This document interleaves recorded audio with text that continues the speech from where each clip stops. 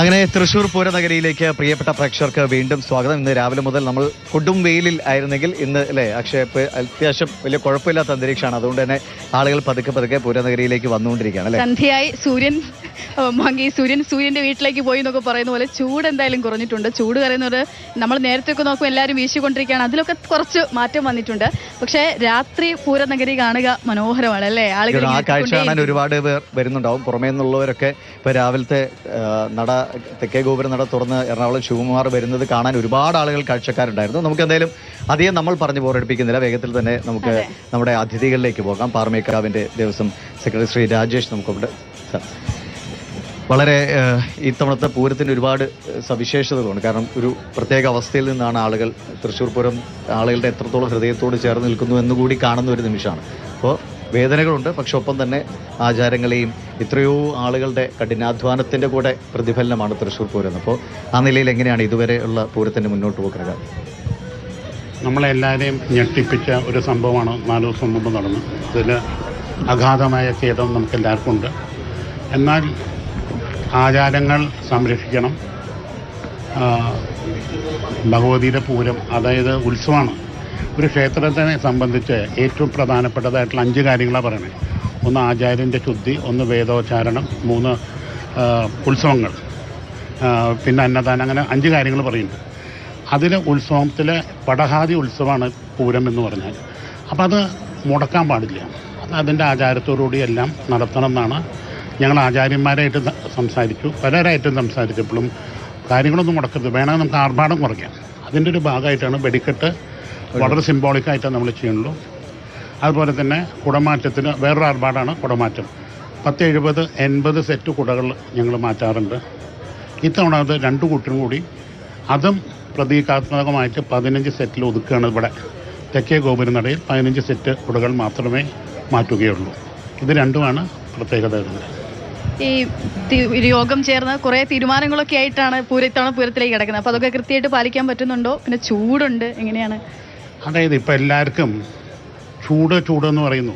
എൻ്റെ വളരെ കുട്ടിക്കാലത്തോട്ടേ ഞാൻ തൃശ്ശൂർ ജനിച്ചു വളർന്നതാണ്. ഒരു 35-നും 40-നും ഇടയിൽ ഈ മീനമാസത്തിലും മേടമാസത്തിലും, അതായത് മാർച്ച്, ഏപ്രിൽ, മെയ് 3 മാസത്തിലും 35-നും 40-നും ഇടയിലാണ്. ഇതിൽ ജനങ്ങൾക്ക് ചൂട് സഹിക്കാൻ പറ്റാത്തൊരു സാഹചര്യം. അതെന്താ വെച്ചാൽ എനിക്ക് തോന്നുന്നത് കൂടുതൽ ഓഫീസുകളിലും പല വീടുകളിലൊക്കെ ഇപ്പോൾ AC വെച്ച് തുടങ്ങി. കാർ AC ആയി, വാഹനങ്ങൾ AC ആയി. അപ്പോൾ ചൂട് സഹിക്കാനുള്ള മനുഷ്യൻ്റെ ആ ഒരു സ്ട്രെങ്ത്ത് കുറഞ്ഞു. അതാണ് ഈ ചൂടെന്ന് പറഞ്ഞുകൊണ്ടിരിക്കുന്നത്.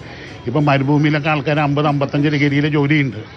കൺസ്ട്രക്ഷൻ സൈറ്റ്സിലൊക്കെ ഇഷ്ടം പോലെ ഉണ്ട്. ഇപ്പോൾ മിഡിൽ ഈസ്റ്റിൽ പോയാൽ കാണാം നമുക്ക്. അപ്പോൾ ഇതൊരു അത്ര വലിയൊരു ചൂടായിട്ട് തോന്നില്ല. നിങ്ങൾ വേണമെങ്കിൽ റെക്കോർഡ്സ് പരിശോധിച്ചാൽ അങ്ങനൊരു കുറവാണ്. ഇതിലും ചൂടുണ്ടായിട്ടുണ്ട്, ഇതിനും കൂടുതൽ ചൂടുണ്ടായിട്ടുണ്ട്. അപ്പോൾ ഇത് പിന്നെ മേടമാസത്തിലെ സൂര്യനിലാണ് ഇത് ഈ പൂരം എഴുന്നള്ളിക്കുന്നത്. പ്രത്യേകിച്ച് നിങ്ങൾക്കറിയാം പാറമേക്കാവ് ഭഗവതി പുറത്തിറങ്ങുന്നത് ഉച്ചത്തിൽ നിൽക്കുമ്പോഴാണ്. അതായത് മേടമാസത്തിലെ ഏറ്റവും കൂടുതൽ ചൂടുള്ളപ്പോഴാണ്. പണ്ട് പോലെ തന്നെ 230 കൊല്ലമായിട്ട് എഴുന്നള്ളിയിട്ടത്, ഇനിയും എഴുന്നില്ല. ശരി, ഹരി തൃശ്ശൂരുകാരനാണ്. പൂരത്തിൻ്റെ എല്ലാ അതിൻ്റെ ആഘോഷങ്ങളൊക്കെ അറിയുന്ന ആളാണ്. എന്തായാലും ഇത്തവണയും പാട്ടൊക്കെ ഇറക്കിയിരുന്നു നമുക്കറിയാം. പക്ഷേ ഇപ്പോഴത്തെ ഒരു സാഹചര്യം വേറെയാണ്. എങ്കിലും നമ്മൾ പരമാവധി എല്ലാവരും മനസ്സർപ്പിച്ച്, ഇപ്പം എനിക്ക് തോന്നുന്നു വന്നിരിക്കുന്നവർക്ക് എല്ലാവർക്കും ഇത് മനുഷ്യൻ്റെ ഏറ്റവും നല്ലൊരു ക്വാളിറ്റി ആയിട്ടും കൂടെ ഞാൻ കാണുന്നുണ്ട്. വളരെ സങ്കടകരമായ സാഹചര്യമുണ്ട്. അതിനവർക്ക് വേണ്ട സഹായ സഹകരണങ്ങളെല്ലാം സംവിധാനങ്ങൾ വഴി നൽകുന്നു. ഒപ്പം ഞാൻ നേരത്തെ സൂചിപ്പിച്ചു, ഇപ്പോൾ കുടമാറ്റാകട്ടെ, ഇത് വെറും തൃശ്ശൂരുകാരുടെ മാത്രമല്ല, എത്രയോ മനുഷ്യരുടെ ഒരു എത്രയോ നാളുകളുടെ അധ്വാനത്തിൻ്റെ കൂടി ഫലമാണ്. അതുകൊണ്ടാണ് പൂരം നടക്കണം എന്ന് തൃശ്ശൂർക്ക് ഒന്ന് ഇപ്പോൾ തൃശ്ശൂരുകാർക്ക് പെട്ടെന്ന് മനസ്സിലായിരിക്കും. മറ്റു ജില്ലക്കാരാണ് പലരും സോഷ്യൽ മീഡിയയിലൊക്കെ നമുക്ക് തുറന്നു പറയാം, സോഷ്യൽ മീഡിയയിലൊക്കെ തന്നെ ഇടുന്നവർ മറ്റു ജില്ലക്കാരാണ് ഇതെന്താണ് ഇങ്ങനെയെന്ന് ചോദിക്കാം. പക്ഷേ തൃശ്ശൂർ ഇപ്പം ഞങ്ങൾ ലക്ഷ്യം നമ്മൾ നേരത്തെ രാവിലെ ഇവിടെ കുറച്ച് ഒരു അമ്മമാരായിട്ട് സംസാരിച്ചു. അപ്പോൾ അവർ പറഞ്ഞു ഞങ്ങൾക്ക് ഞങ്ങളുടെ ഹൃദയത്തിൽ ചേർന്ന് നിൽക്കണം. അപ്പോൾ ഈ പൂരം ആ ഒരു വികാരമാണ്. പൊതുവെ ആൾക്കാരുടെ ടോളറൻസ് കുറഞ്ഞുകൊണ്ടിരിക്കുക. അപ്പോൾ കയറി സോഷ്യൽ മീഡിയയിൽ തോന്നിയത് എഴുതുക. ഒരാൾ ബീഫ് കഴിക്കാച്ചാൽ ബീഫ് കഴിച്ചോട്ടെ, ഒരാൾ പോർക്ക് കഴിക്കാച്ചാൽ പോർക്ക് കഴിച്ചോട്ടെ, ഒരാൾ വേറെ എന്തെങ്കിലും ചെയ്തോട്ടെ. ഇതൊക്കെ അവരവരുടെ വ്യക്തിപരമായിട്ടുള്ള ജീവിതമാണ്. നമ്മൾ വേറൊരാളുടെ അഭിപ്രായത്തിൽ കയറി ഇടപെടുകയോ അനാവശ്യമായിട്ട് വഴക്കുണ്ടാക്കുകയോ അതും പറഞ്ഞ ആൾക്കാരെ 2 തട്ടിൽ നിർത്തി തല്ലുപിടിക്കുകയോ ഇതൊന്നും ചെയ്യേണ്ട ആവശ്യമില്ല. ആൾക്കാർക്കൊക്കെ അത്യാവശ്യം വിദ്യാഭ്യാസം ബോധമൊക്കെ ഉണ്ട്. അപ്പോൾ ഈ കൂടുതൽ ഇത് ശ്രമിക്കുന്നത് അടി ഉണ്ടാക്കാനാണ്. അപ്പോൾ അത് സോഷ്യൽ മീഡിയ നമുക്ക് നോക്കേണ്ട ആവശ്യമില്ല, ആരും എന്തുകൊണ്ട് പറഞ്ഞു. അതിനെ മറികടക്കാണ് നമ്മൾ പൂരം കൊണ്ട് അല്ലേ ഹരി? അതായത് ഒരു വർഷത്തെ പൂരം പൂർത്തിയാകുന്ന നിമിഷം മുതൽ അടുത്ത വർഷത്തെ പൂരത്തിനുള്ള ഒരുക്കങ്ങൾ തുടങ്ങുക. മനസ്സിലും ചുറ്റുപാടുകളിലും സാങ്കേതികമായിട്ടും സംവിധാനങ്ങൾ കൊണ്ടൊക്കെ ഒരുങ്ങിക്കൊണ്ടിരിക്കുക.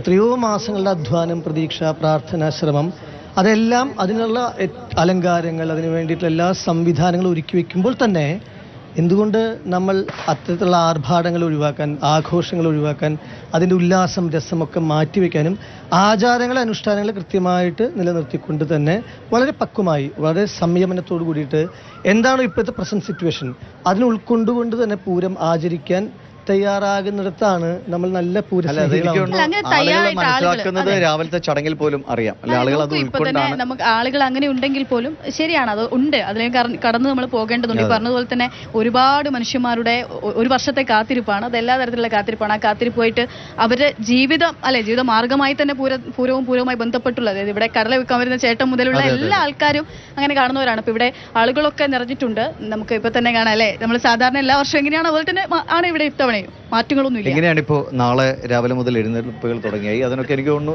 ഇപ്പം ഈ കാണുന്ന പോലെ തന്നെ പുരുഷാരം വീണ്ടും നാളെ ഇരമ്പി എത്തും. വെടിക്കെട്ടില്ലെങ്കിലും അതിനെ അല്ലാതെ ആഘോഷിക്കാനുള്ള ചടങ്ങുകൾ ഒരുപാടുണ്ട്, അത്രയും മണിക്കൂറുകളുണ്ട്. എങ്ങനെയാണ് ബാക്കി ഒരുക്കങ്ങളൊക്കെ ഇതുവരെ?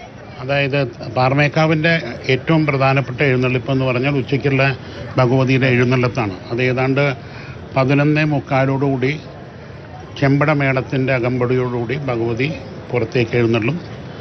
അത് കഴിഞ്ഞ് ചെമ്പട കലാശിച്ച് പാണ്ടി ഒലമ്പി വടക്കുന്നാഥൻ്റെ കിഴക്കേ ഗോപുരത്തിൽ കൂടി വടക്കുന്നാഥ ക്ഷേത്രത്തിൻ്റെ ഉള്ളിൽ കയറി ഇളഞ്ചിച്ചോട്ടിലെത്തി വിശ്വപ്രസിദ്ധമായിട്ടുള്ള ഇളഞ്ഞിത്തറ മേള ഏതാണ്ട് 2-2:30 ആകുമ്പോഴേക്കും തുടങ്ങി 4:30 മണിക്കത് അവസാനിക്കും.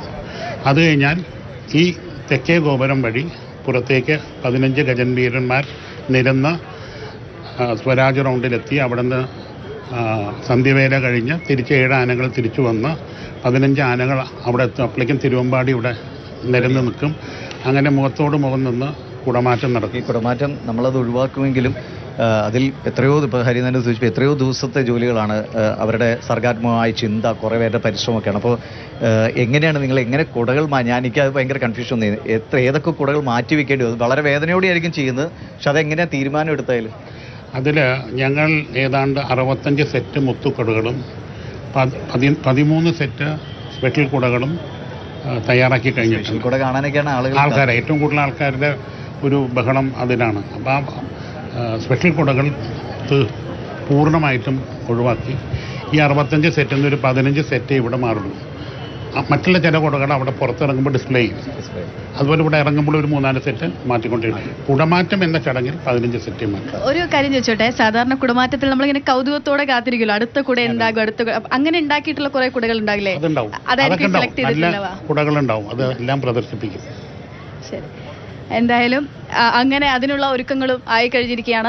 നമ്മൾ ഈ പറയുന്ന പോലെ തന്നെ ഈ പാട്ടുകൾ ഓരോ തവണയും പാട്ടുകൾ ഉണ്ടാക്കാറുണ്ട്. ഇത്തവണ ഉണ്ടാക്കിയിരുന്നു അല്ലേ? ഇത്തവണ ഉണ്ടാക്കി. അത് പൂരപ്രണയം എന്നൊരു ആൽബമാണ്. ഞാൻ 8 വർഷങ്ങളിലായിട്ട് പൂരം സോങ്സ് ചെയ്യുന്നുണ്ട്.